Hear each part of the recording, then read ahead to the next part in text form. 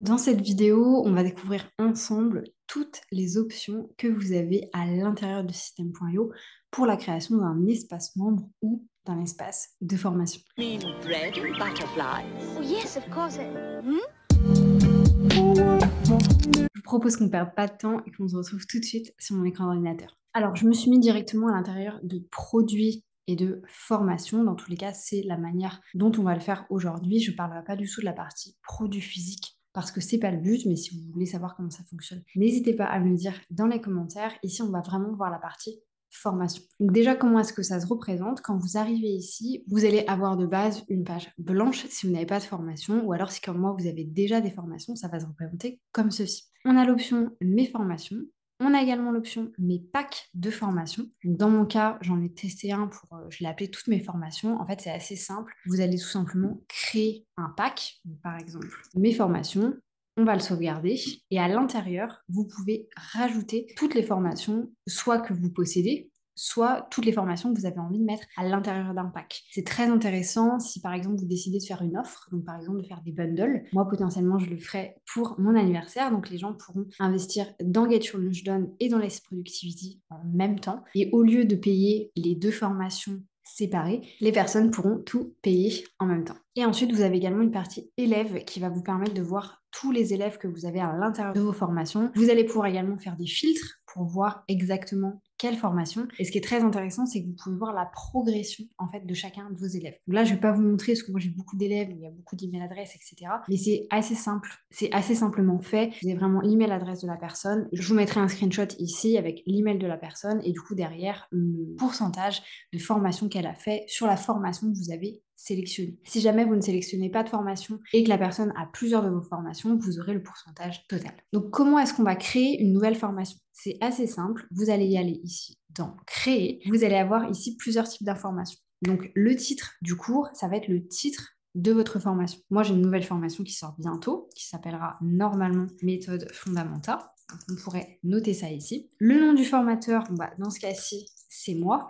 Pourquoi est-ce qu'on vous propose de mettre le nom du formateur? Tout simplement parce que vous pouvez partager votre compte System.io, vous n'êtes pas obligé d'être le seul dessus. Donc plusieurs personnes peuvent l'utiliser, ce qui est assez intéressant parce que du coup, ça permet aussi de personnaliser derrière. Vous avez la langue que vous pouvez choisir, une description, si vous décidez de mettre une description. La description va se retrouver ensuite sur le tableau étudiant où il y aura le petit logo, le nom et la description juste en dessous. C'est pas essentiel honnêtement. Ensuite, vous pouvez choisir votre nom de domaine. Donc moi, j'ai le nom de domaine System.io par défaut et j'ai aussi mon vrai nom de domaine, donc je viens de sélectionner celui-ci. Vous pouvez créer le chemin du coup de votre URL, donc dans ce cas-ci, moi ça serait par exemple juste fondamental.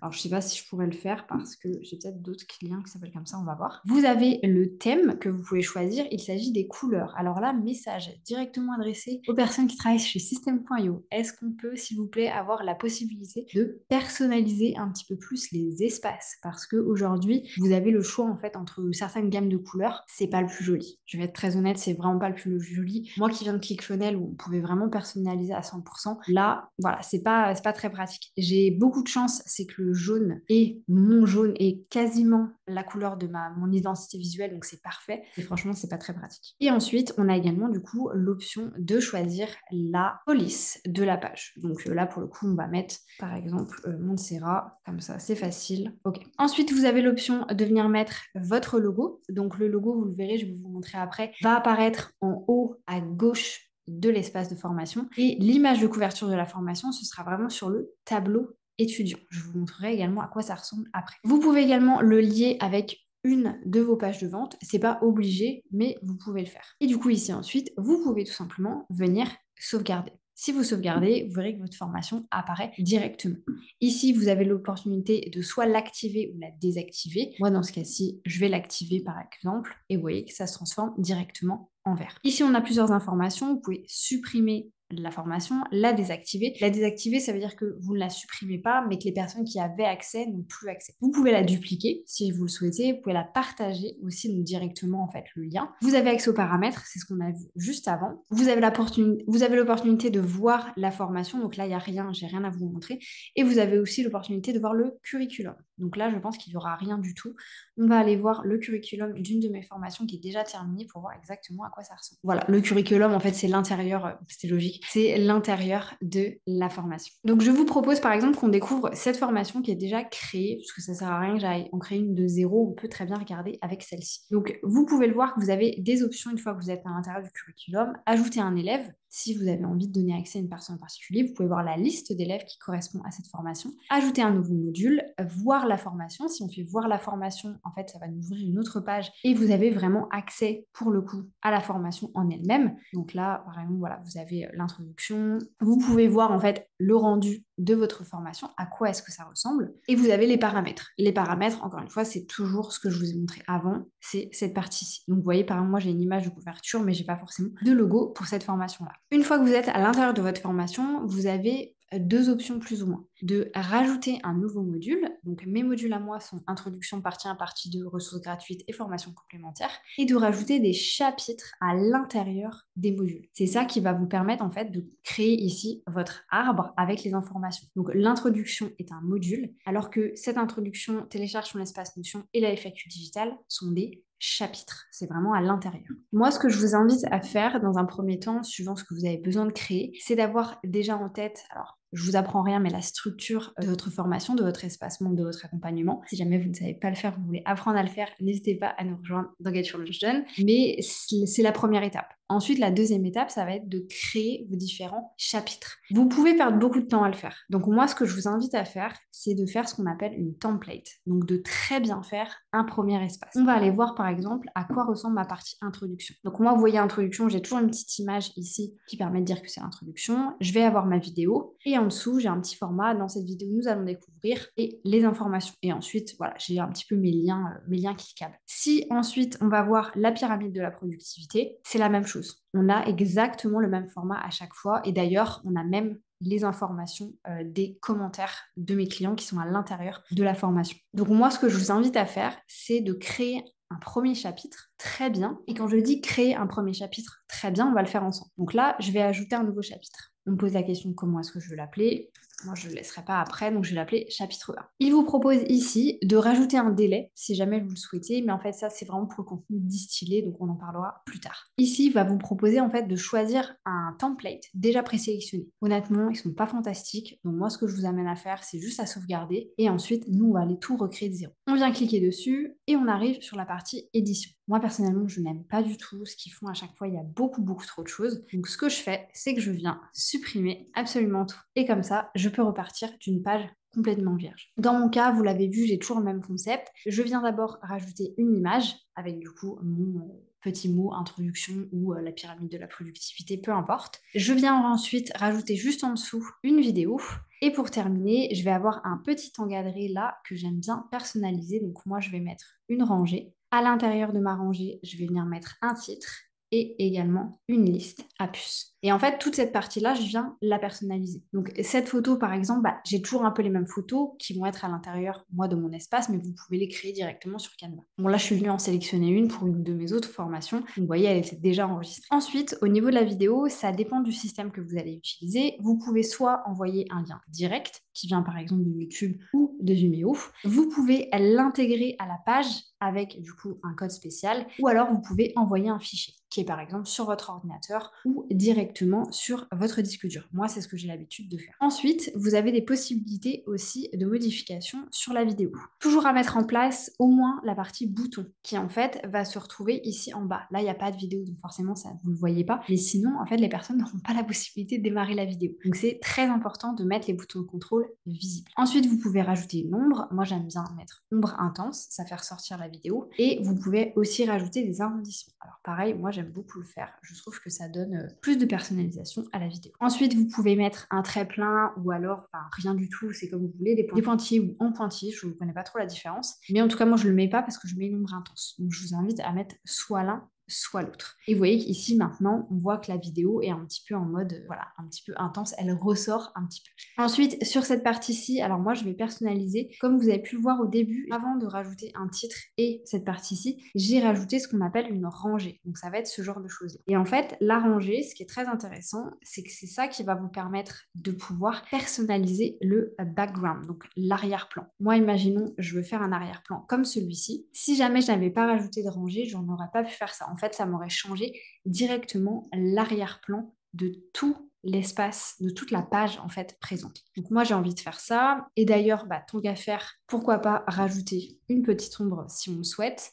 Et on peut également arrondir les coins si on le souhaite, si on a vraiment en fait de le faire ressortir. Là d'ailleurs, il est un peu trop collé, donc on va venir rajouter une petite marge. Et vous voyez, tout de suite, ça fait un effet beaucoup plus professionnel que si vous aviez juste mis un titre un petit peu lambda. Après, je vous amène ici à personnaliser à fond, donc soit avec des tailles de titres si vous le souhaitez, mais vous pouvez également modifier la police juste ici, l'espacement des lettres également. Vous pouvez mettre une couleur d'arrière-plan du texte. Alors ça, je vous avoue, je ne l'ai jamais testé. Ouais, ok, je suis pas très fan. Donc, vous pouvez rajouter des marges. Donc les marges, c'est vraiment pouvoir bouger un petit peu votre marge autour. Donc à bien faire la différence entre marge et rembourrage. La marge, en fait, c'est l'espace entre ceci et l'autre élément, alors que le rembourrage, comme on peut le voir juste ici, c'est le deuxième, ça va être celui-ci. Vous pouvez, en fait, si vous faites des modifications, alors soit vous pouvez tout modifier directement de cette manière, comme ceci, soit vous pouvez vraiment faire par droite, gauche, en haut ou en bas. Et en fait, vous allez voir que ça ne modifie que à l'intérieur vraiment de votre rangée et non pas entre les éléments. Donc bien faire la différence entre marge et rembourrage. Ensuite, vous pouvez aligner votre texte si vous le souhaitez, etc. Et après, bien entendu, n'oubliez pas de bien faire la version téléphone, de vérifier. Vous voyez, là, c'est toujours collé, par exemple, donc il faudrait les décoller. Donc là, encore une fois, on utilise la marge et non pas le rembourrage. Le texte est peut-être un petit peu trop gros, donc peut-être on peut le mettre un petit peu plus petit. Du coup, il y a un petit peu trop d'espace, donc on peut jouer avec la hauteur. Voilà, vraiment, n'hésitez pas à jouer énormément avec toutes les options parce qu'il y en a plein et c'est vraiment ça qui va vous permettre en fait de pouvoir personnaliser un maximum votre espace. En ce qui concerne les différents blocs, on peut aller regarder ensemble. Donc, alors d'abord les éléments, on va avoir du texte classique, titre, liste à puce, la boîte de contenu. Boîte de contenu, ça se représente comme ceci. Là, c'est plus si vous avez envie de mettre en fait des informations directement à l'intérieur. Je vous avoue que moi, je l'utilise pas du tout dans les espacements. Je sais même pas pourquoi c'est là. Disposition des colonnes, vous avez soit l'option du coup de rajouter une session. Alors, la différence entre rangée et session, vous voyez, la session est en vert. En fait, la session va être presque une nouvelle page à l'intérieur de votre page. Ce qui veut dire que vous pouvez également modifier tout le fond. Alors que ici, vous voyez, on a une rangée. Et si jamais je modifie le fond de celui-ci, ça va me modifier vraiment que cette partie-ci. Donc bien faire la différence entre les deux. Ensuite, vous avez la possibilité du coup de mettre des colonnes. Ça peut être très chouette suivant les informations que vous voulez mettre. Un bouton classique pour envoyer vers quelque chose d'autre. Une image qui permet aussi de renvoyer vers quelque chose d'autre. Vous pouvez mettre un code URL avec. Vous pouvez mettre une vidéo. Vous pouvez mettre juste des audios si vous souhaitez. Un carrousel très intéressant qui en fait va vous permettre d'avoir vraiment votre image figée avec, si vous avez 4 photos, 4 petits ronds en dessous. Et du coup, je vous mettrai un screenshot, une petite flèche qui vous permet de savoir que vous pouvez voir d'autres informations. Très utilisées, par exemple, sur les témoignages, ce genre de choses. Donc, pas très utilisées sur les espaces membres, plus sur les pages de vente. Après, on a les commentaires Facebook, on a le partage sur Twitter, on a les commentaires tout court. Donc, moi, les commentaires, ceux-ci, je les utilise. Ça se représente comme ceci. Ça permet aux personnes de venir poser des questions, mettre des vrais commentaires. Vous allez recevoir une notification et vous pouvez venir leur répondre. Ensuite, on a le countdown qui est tout simplement ça. Je vois pas l'intérêt de le mettre ici. Alors si vous faites une offre spéciale pour les gens qui sont dans la formation, c'est un peu bof. Le menu, la ligne horizontale, le code HTML, la FAQ, la table des matières. Il y a plein de petites choses honnêtement qui sont rajoutées qui sont autant sur l'espace membre, le blog, la page de vente, la page de capture et qui sont pas essentielles en fait. Vous n'allez vraiment pas venir les utiliser. Donc voilà un petit peu comment est-ce qu'on personnalise l'intérieur d'une page d'espace membre. Et ensuite, si vous voulez voir votre rendu, vous pouvez cliquer ici sur le petit œil et ça va vous permettre de voir votre rendu final. Donc là, moi, il n'y a pas de vidéo, donc forcément, ça n'affiche absolument rien. Surtout, n'hésitez pas à enregistrer, parce que si vous n'enregistrez pas, vous risquez de perdre votre travail. Ça, c'est un des gros soucis de Système Toyo qui n'enregistre pas automatiquement. C'est normal, vous me direz, mais c'est pas très pratique. Ensuite, je vous propose du coup qu'on aille voir un petit peu les différents types d'options. Donc là, nous, on était dans l'introduction, on était dans ce chapitre 1. Donc, comme je vous disais, essayez d'en créer un très très bien. Et ensuite, ce que vous pouvez faire tout simplement, c'est de venir le dupliquer. Il va vous proposer le dupliquer. Vous pouvez aller dans les paramètres et du coup changer le nom. Donc par exemple, je pourrais mettre chapitre 2. Et en fait, une fois que ça c'est fait, vous pouvez ouvrir un autre de vos modules et le déplacer ensuite à l'intérieur. Donc ça vous permet vraiment de très bien créer un chapitre et ensuite ne pas avoir à le refaire parce que ça peut prendre énormément de temps si vous faites vraiment des choses hyper sophistiquées. Surtout que si vous utilisez beaucoup les marges, le rembourrage, c'est hyper précis, ça peut être 20 comme 30 comme 31. Donc si vous vous retrouvez à devoir à chaque fois checker absolument tout, c'est beaucoup plus simple de le faire sous ce format-là. Et après, vous pouvez vraiment le déplacer autant que vous le souhaitez. Au niveau des options des chapitres, vous avez la possibilité de le désactiver, les personnes ne pourront plus le voir, de l'éditer. c'est l'éditeur sur lequel on était avant, de le voir, ça vous permet de voir en fait le rendu final. Les paramètres, c'est juste changer le nom. Créer un mail pour l'accès distillé, donc ça c'est très intéressant si vous décidez de donner l'accès peut-être après une semaine, eh bien les personnes recevront un mail en leur disant coucou, tu as un nouveau module qui a été débloqué avec le lien qui leur permettra d'arriver directement ici. Donc ça c'est très pratique si vous décidez de faire du contenu distillé. Vous pouvez le dupliquer et vous pouvez du coup le supprimer. Moi dans ce cas-ci, je vais les supprimer parce qu'ils ne font pas partie de ma formation. Ok, donc chose importante qui vient de se passer en live, j'ai par erreur supprimé un chapitre que j'avais pas prévu de supprimer, qui était la FAQ digitale. C'est pas très grave parce que c'est pas un très gros chapitre dans tous les cas. Je pourrais le remettre après, mais je ne peux pas le récupérer. Donc, très important, si jamais vous supprimez un chapitre, vous ne pouvez pas le récupérer. On l'aura appris en live. On va voir du coup rapidement les options, par contre, des modules. Donc ici, vous avez l'option de supprimer, on va pas le faire, des paramètres, ça va être changer le nom, et le quiz du module. Donc ça, c'est très intéressant. Vous pouvez du coup rajouter des quiz pour permettre aux gens d'aller au prochain module. Donc ça va les bloquer en fait s'ils ne font pas le quiz. Donc ici, on peut rajouter une question. On peut mettre par exemple, voilà, l'organisation est-elle importante pour la productivité? On sauvegarde. Et ensuite, ça nous permet de mettre des réponses. Alors soit vous pouvez mettre des réponses hyper développées. Vous pouvez cliquer du coup, c'est la bonne réponse, ça va se mettre en vert. Ou alors vous pouvez mettre des réponses extrêmement simples. Ça dépend un peu de vous. Donc vous voyez ici, bonne réponse, mauvaise réponse. Là, je peux activer le quiz, ce qui veut dire que quand la personne va se retrouver en fait à la fin du module introduction, donc quand je dis à la fin, ça veut dire qu'elle aura cliqué terminer ici, cliqué terminer ici, hop, elle va se retrouver du coup avec un petit quiz. Alors en soi, vous pouvez ajouter beaucoup plus de questions. Là, c'est vraiment, je l'ai fait très rapidement. Mais du coup, vous pouvez poser des questions, vous pouvez permettre aux personnes de répondre, envoyer la réponse, et dans ce cas-ci, bon, bah, là, la personne a bien répondu. Vous pouvez d'ailleurs mettre des ratios également, c'est-à-dire est-ce qu'il faut que la personne ait 5 sur 10 pour pouvoir passer à l'étape suivante ou pas.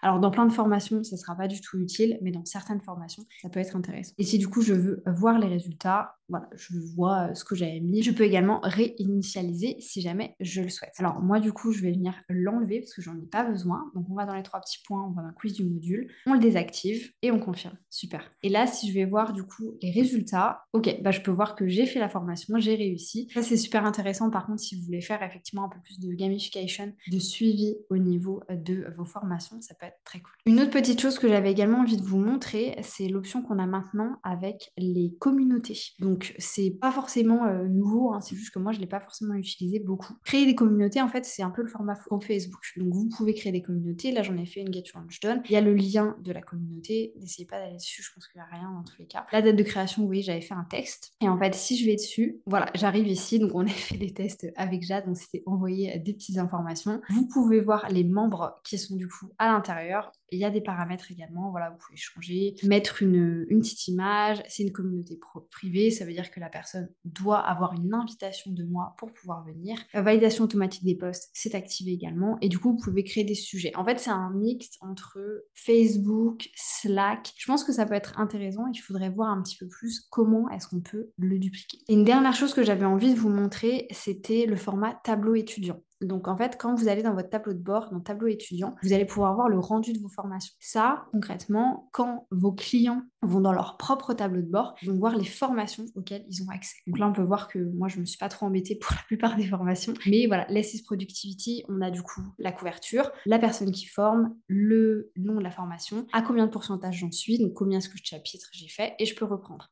Et la même chose ici avec Get Your Lunch Done. J'ai du coup, moi, là c'est moi, donc j'ai pas fait grand chose, mais on voit ces informations-là. C'était tout pour la vidéo d'aujourd'hui. J'espère que ça vous aura plu. Ça nous a permis de voir un petit peu comment est-ce que ça fonctionne et surtout de pouvoir enfin démarrer à créer des espaces membres qui sont pertinents. Sur ce, moi je vous laisse là-dessus. Je vous souhaite une bonne journée, une bonne matinée, une bonne soirée. Peu importe quand est-ce que vous allez regarder cette vidéo et je vous dis à bientôt pour une nouvelle vidéo.